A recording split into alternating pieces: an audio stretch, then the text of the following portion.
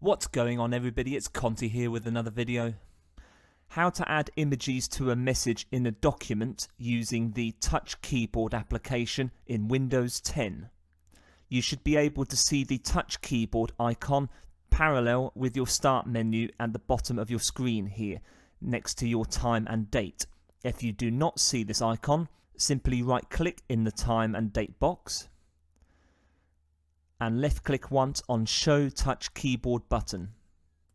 The Touch keyboard icon should now appear alongside your date and time. Left-click on this once.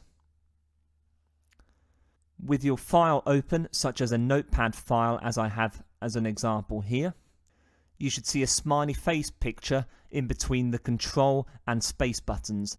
Left-click on this emoji icon once and simply choose the category of emoji that you wish to insert onto your message.